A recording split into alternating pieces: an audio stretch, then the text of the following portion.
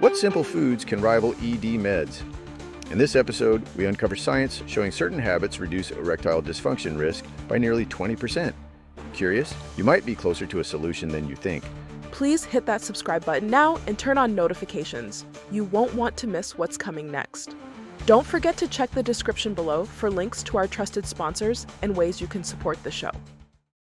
Here's something that might surprise you. The foods in your kitchen could be more effective for treating erectile dysfunction than you'd think.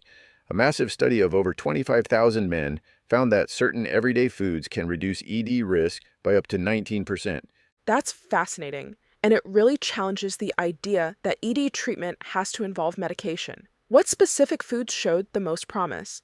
Well, berries are the real superstars here. The research showed that men who consumed the most flavonoid-rich foods like strawberries, blueberries, and citrus fruits had significantly better erectile function. But here's what's really interesting. It's not just about eating these foods occasionally, it's about making them a regular part of your diet. That makes me think about the Mediterranean diet connection. I've heard olive oil plays a crucial role too. Oh, that's exactly right. But there's a crucial catch. It must be cold-pressed extra virgin olive oil. Once it's refined, the molecular structure changes and it loses many of the powerful compounds responsible for its health benefits, including those that support blood flow and help with ED. To ensure maximum bioavailability, it's best to take 1 teaspoon every morning on an empty stomach, before coffee, food, or supplements. Think of it like priming your system for the day, just like wild salmon outperforms farm-raised for omega-3s. Speaking of salmon, could you explain more about why those omega-3s are so important for sexual health? Well, there was this fascinating study with rats that showed omega-3s could actually help reduce sexual dysfunction, especially when environmental pollutants were involved. Cold water wild salmon is particularly effective because they get their omega-3s naturally from algae. You know, it's interesting, the farmed salmon's omega-3 content really depends on what they're fed. That's really eye-opening about the salmon, and I've heard leafy greens play a role too. Yes, leafy greens like arugula, spinach, and lettuce are packed with nitrates that improve blood flow. And here's something most people don't realize. They work through the same mechanism as ED medications, just more naturally and gradually. They're particularly effective when combined with foods rich in L-arginine, like poultry, red meat, and nuts. So if we're talking about things to avoid, what foods might actually make ED worse?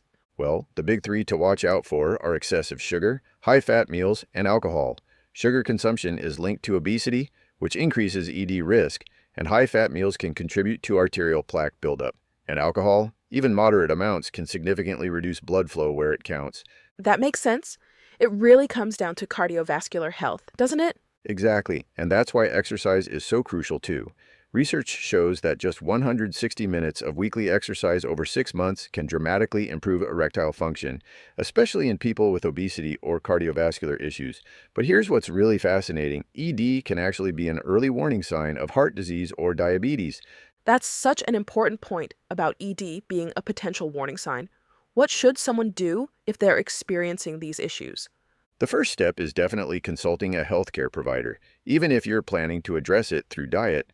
While these dietary changes can help, like increasing flavonoid-rich foods, adding omega-3s, and cutting back on processed foods, sometimes medical intervention is necessary. There's a range of treatments available, from medications like sildenafil to more advanced options like surgery in some cases.